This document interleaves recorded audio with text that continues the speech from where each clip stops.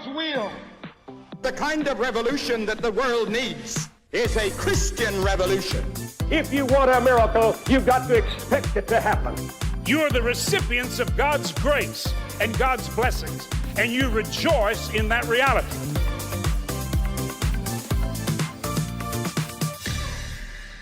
Welcome to Life Today Live, and I love the music. I think my guest was digging it. She was kind of grooving to it when we started here, and she's a music person, and so this kind of resonates. And the reality is, I don't know, I don't fully understand. I love music.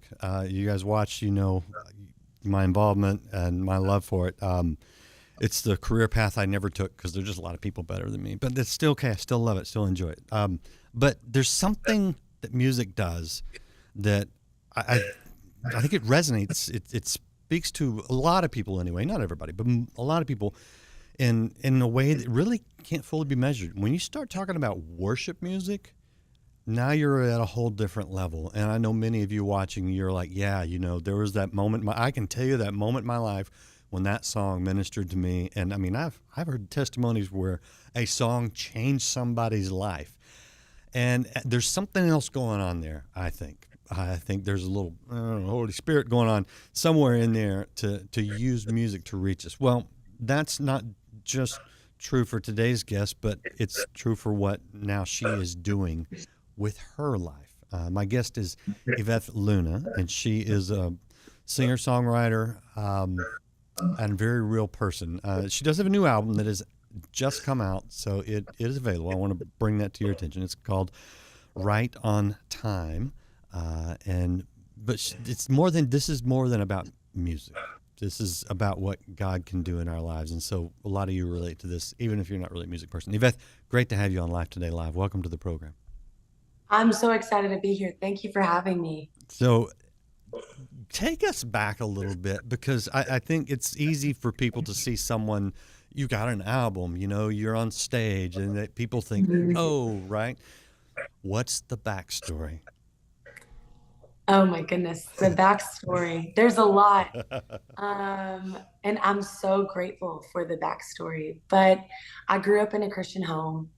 My grandfather was a pastor, a missionary, a church planter in Mexico. So when we would go visit him, I got to see his church and the congregation, and that kind of marked my life forever.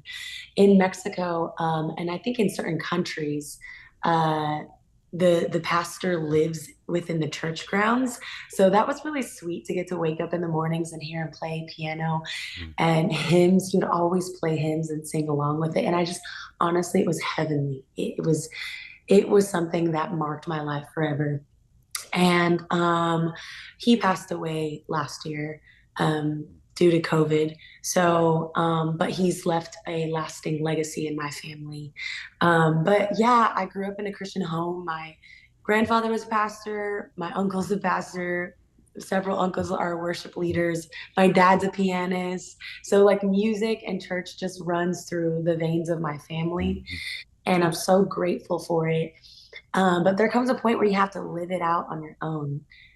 And I have so many amazing memories in church. The small church that I grew up in was an all Spanish church. Now, although my parents were bilingual and there was a lot of bilingual people in the church, it was just like what they were comfortable with. Was that here in the States or was that in Mexico?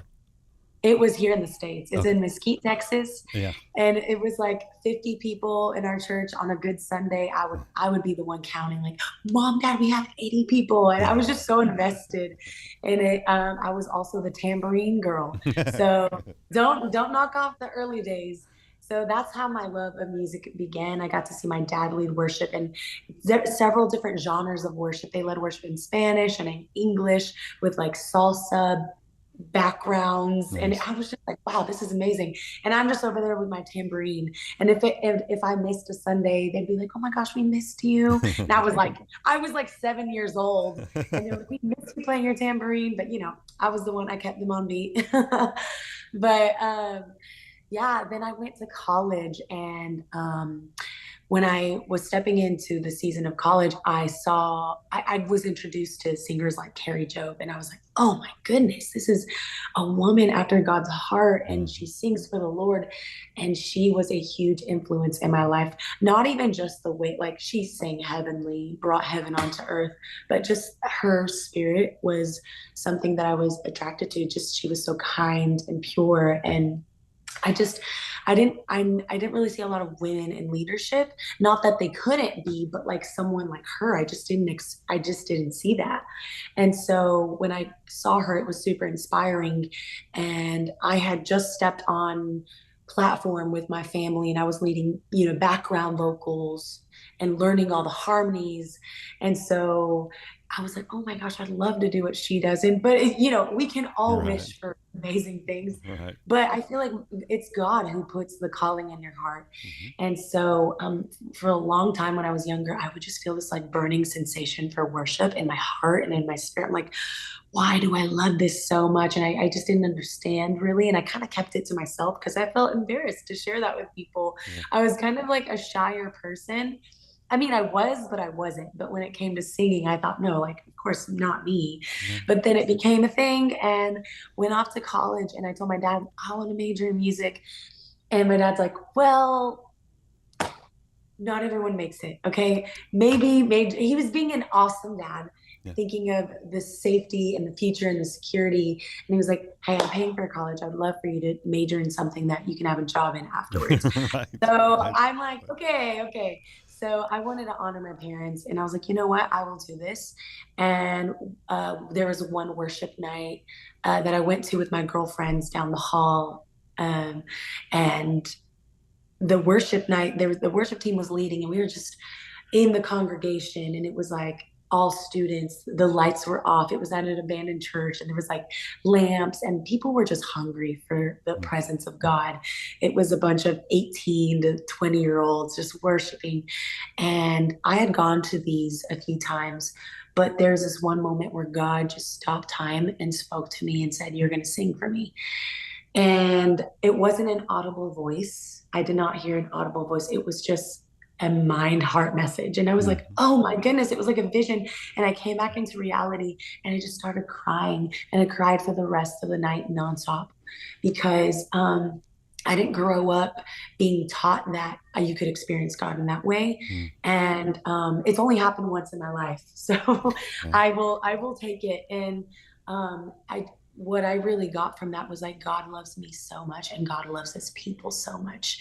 And I just felt like his powerful love. And he told me that I'd sing for him. So sometimes we don't get a map of the way that God wants us to follow him or step into our calling, but we just have to be obedient. Yeah. And So this led to an immediate worship leader contract and peace and joy and success, right? Not at all. Not at all. I wish. That's what I thought. Yeah. And so I was really naive, and I was like, okay, like it's all going to work out perfectly. And this whole plan, I just started forming into my head. And I told my dad, and he was like, okay, you can change your major. But fear held me back because you had to audition. And I was like, no, I'm not doing this. And so there was a lot of back and forth. Fear had held me back a lot in my life. And so I finally took the step, and I was like, okay, I'm going to take vocal lessons, and we'll see what happens from there. So still majored in business, started taking vocal lessons. And then junior year auditioned for like the worship team at my college. And there was a lot of back and forth internally. I was like, I'm scared to audition in front of people, to sing in front of people. And I finally had to do it and face my fear, because what if you don't do it? Right. And what if there's something amazing on the other side? Yeah. And so I didn't want to live with that regret for the rest of my life. So I did it afraid. And so did it. And I think it was like 60 other people auditioning for one spot. And it was music majors, vocal majors. Oh, yeah. And I was like the only business major, and there was like a science major there too. So I was like, oh my gosh, there's no way I'm going to make it. But after 2 days of auditions, I came back after my audition. I just cried. I was like, there's no way I made it. Like, there's so many other really talented people here who are friends with the music department and all of that. There's just no way. And then I got a call the next day, and the director said, hey, you made our one vocal spot. We're so excited to have you. Wow. And I just remember crying my eyes out. And that was the first time that I personally experienced God's faithfulness in my own relationship with him. Because I saw God's faithfulness through my parents and through my family, but that was the first time I'm like, oh, God, you really do keep your promises. God, you really are a man of your word. You really are faithful. And so that was just like one of the many stones in my life and memories that I can look back on. God has been faithful to me. And so fast forward after that, went into the real life after graduating college, and I realized I only want to sing for the Lord. Like, I don't want any other job, but I just want to sing for him. I don't know what kind of job that could be. But then so then I had this image in my head, like I'm supposed to do like American Idol, I'm supposed to do like The Voice. So I was seeking after those things while, leading worship at a church, and because that's what I thought. Sure. So God, when you say seeking, you auditioned for these, right? yeah, I did. And so I just started chasing after this dream. But like in that season, music became an idol and the dream became an idol.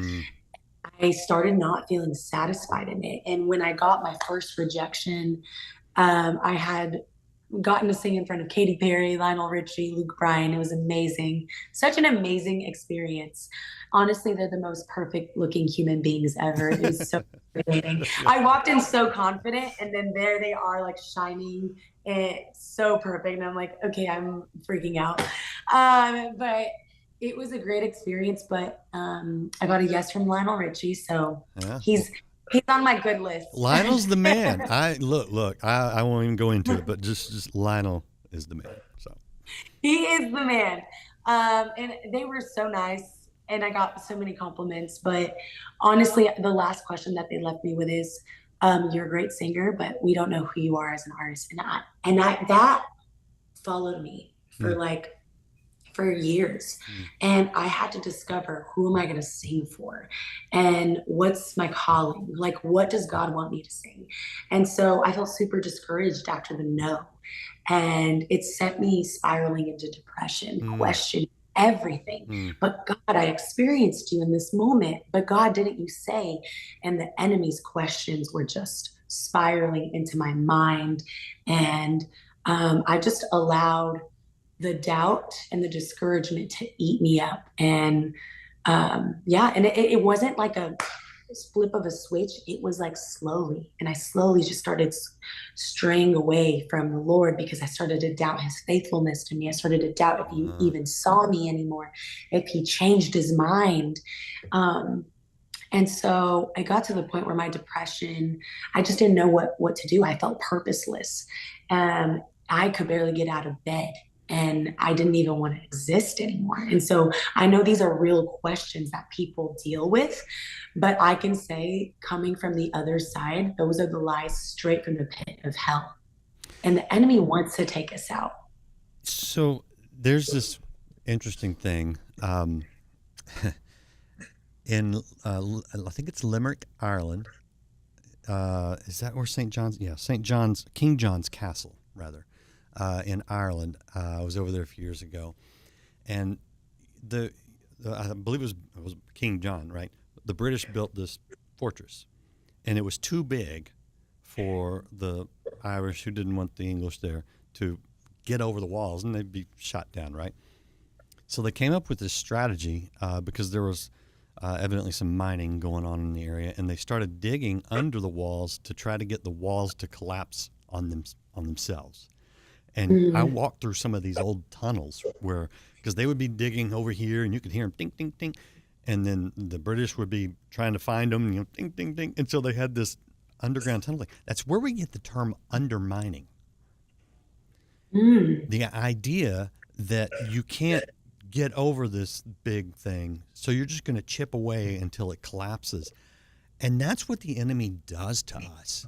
We have this experience like you had, where you go, wow, God meets me personally, and he gives me this dream that I know is from him, this calling, but the enemy just chip, trying to get it to collapse in on itself. So you're there, you've had these wonderful experiences, you know you've got a gift, you know you've got a calling, but there's some things that have caused you to maybe doubt, feel some discouragement. How Yeah. do you get out of that? Yeah, honestly, it got pretty bad. I confessed to my parents. I was like, "Hey, I'm really struggling." And I honestly, like at that in that season, I never thought the word depression would apply to me because I'm a pretty joyful person. Mm. And it wasn't even a thing we talked about in our family. And so for me to even call it out, I had to call it out. I said, like, I think I'm struggling with depression. Yeah. And then they were praying for me. And then I had to confess to my best friend because she is someone I confide in. So I would say those people that you trust, tell them Yes. because they are there to lift your hands up. Yes. The church is not a building, it's the people that are believers and that are designed to lift you up, to support you. And so I told my best friend, she lived in Oklahoma at the time because I went to college in Oklahoma, but I had moved back to Dallas. So I didn't have a, yeah, go ahead. What college was it? You got me curious. Oh, Oklahoma Baptist University. OBU. Okay. I went to Oral Roberts. So that's, when you start a worship team in college, I'm like, what? Okay. OBU. Okay. Sorry. Go ahead. Yeah. Love ORU though. So she said, I'm driving down and I'm spending the weekend with you and you're going to church. And I stopped going to church because I felt the Lord say, get off stage. So I had stopped leading worship. And so I felt convicted. Okay, I am not healthy, so I don't need to be pouring out emptiness. Yeah. And so she came down, spent the weekend with me, loved on me. We just had a girl time, but she was just there, like really a friend. She was just a friend. And then we Googled a church nearby my house. At the time that I was serving, it was a church that was like an hour away. Yeah. And so I hadn't even gone to a local church to just go. And so we had Googled a place, we drove there, and my heart was still hardened, but it was the first step. I'm glad that I took the first step. I was super just not, I wasn't ready. I wasn't ready, but I'm glad I went. So then weeks later, the depression got worse and I'm experiencing this pain and this heaviness so much so like it's hard for me to even breathe in the mornings, to even get up. It just got so bad. And then I was like, I need to go to church. So I Googled and I found the same church and I was like, okay, I'm going back to that church and I'm going alone. And it's hard to even go to church alone. So when we are at church and when we see those people that are alone, go over there, say hi to them, love on them. And so I felt so welcomed at that church, sat on the second row and worship started. And I was like, God, I need you to show me that you're still here and that there's still hope. I need you to show up because I don't know how I'm going to live this life. And worship started and it just started moving in my heart. And I just raised my hands. And by the second song, there was this worship leader who sang with so much faith. Like she went through the trials and she's seen the victory. She believed every word she sang. And just the chains of depression just started breaking off of me. And I started crying and I hadn't cried in years. I hadn't even remembered the last time I cried, but I ugly cried. I went into church with makeup, left without makeup. And my hands were raised and I felt like the Lord came into the room and he said, I'm here and I'm more powerful than your depression. I'm more powerful than what you're going through and more powerful than your dreams, more power. And I just felt, because for the longest time, I put depression on a pedestal and I was just like, I'm dealing with this. And God said, I'm here and I'm breaking this down right now. And hope instantly entered my lungs again. Chains fell off, hope entered the room, and I am just crying throughout the whole worship set, throughout the whole sermon, and that day marked my life forever. And I now go to that church, and that worship pastor is my mentor. And so, well, so some restoration of some things that God gave you. But what do you think? What do you think had to happen? I mean, in a sense, why did God allow you to go through this? Because I do think he allows us to go through suffering because suffering shapes us. There was clearly some things that God had to work in you before the stage just opened up. Yeah. Suffering produces endurance. And bad things are going to happen. Like we live in an imperfect world. And, but I think that God allows certain things because he knows it's going to shape us. It's going to make us stronger and it's going to make us seek him. The things that he calls us to, are going to be much bigger than us, and we cannot do it alone. And so he needs us. He wants us to lean on him. He wants us to seek him first. And so when we're doing that, he's shaping us, he's growing us, he's forming us to become just like Jesus. He's forming us to become Christ-like leaders so we can be all that we're called to be, which is the light of the world. So how, if someone comes up to me to pray for them because they've gone through depression, I know what they've been through. Yeah. I've seen what it looks like. I felt it. So like we've all go through certain trials so that we can also pull people up in similar trials. So I don't know. I just feel like the suffering produces endurance. So count it as joy when you experience trials. Yeah, and that's hard when you're going through it. I get it. But if you think about a loving God, why would God let you go through that? There is a distinct possibility, by your own words, music had sort of become the goal for you, success the goal. If you'd have gotten the yes from Lionel, you did get the yes from Lionel. If you'd have gotten the yes from everybody, and your music career had taken off, you don't know, you wouldn't. It's not an automatic, but you could have gotten off track real fast. And a loving God says, no, here's what you really need. You really need to be close to me, and not worry about the success, not worry about the career. You need let's get the first things first. And to me, if looking back, you can see that's really the heart of a loving father. Yeah, I completely agree. Honestly, if I had made it, I don't know if I would be as strong in my faith as I am today. I don't think I would be. And so I am actually grateful for the trial. I wouldn't wish it upon anyone, but at the same time, I am so grateful because you just become stronger in the Lord and you know who you are. I feel like you step even more into your identity as a follower of Jesus. Yeah. Okay, so I'm going to show people a couple things real quick. This is the website for Iveth, ivethluna.com. So you can go there, check out the music, contact her if you want to bring her to your church or whatever group, concert, anything you want to do. Information's there. And I'm just curious about this. Okay, so my church over in Fort Worth 20-something years ago. Well, I'd been there a long time, and I can't remember what year, but we started a Spanish service because it's Texas, it's Fort Worth, right? And they needed people to volunteer over there, and all the people on the main stage are like, another service, because we already had 3 on a weekend, so I get it. But I was like, I'd love to do that. And so, cantando en español también. Yeah. And so, Amazing. but there were days, especially in the summer, because how summers are at churches. Everybody's gone to everything. There was a day where there were more of us on stage than there were in the audience. Right? Yeah. And so that could be discouraging for people. And I said to the guys, because I was the old guy in the group, which was great, mentoring younger people. But I said, look, that phrase about singing for an audience of one, you're going to find out if that's true or not. Why are you here leading worship? Are you worshiping to be seen? Or are you worshiping to other people can see God? How has what you've been through changed your perspective on the act of worship? What we're called to do, whether you're running a church, whether you're singing a song, do it for the one. Yeah. Because God left the 99 for the one. Yeah. And I was that one at one point.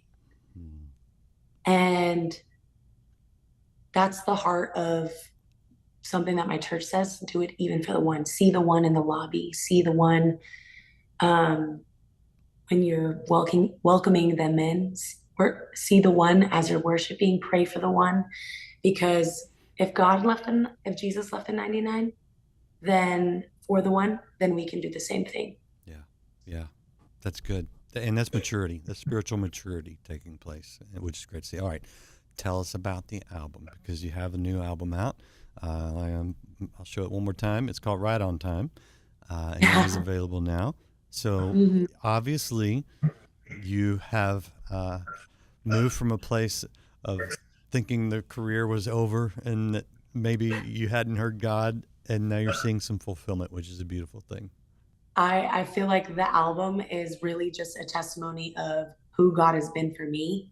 And right on time, I'm a very impatient person. But I feel like God has really worked on that with me. So I'm like, you know what? God's timing. And that's been my whole life. At one point, I didn't think that, I'd be able to pursue music for my living and get to do it in the way that I get to do it today. But God is always faithful and he's always right on time, from that promise to also me getting engaged to also getting married. So my husband and I are celebrating 1 year in 5 days. So Congrats. yeah, and I wrote this song near my engagement, and I just knew I had to surrender everything to God's timing, because anxiety can come and fill my heart when I'm either rushing for the next thing or I'm anxious about the next thing, whether I'm hesitant or I'm like ready to get there.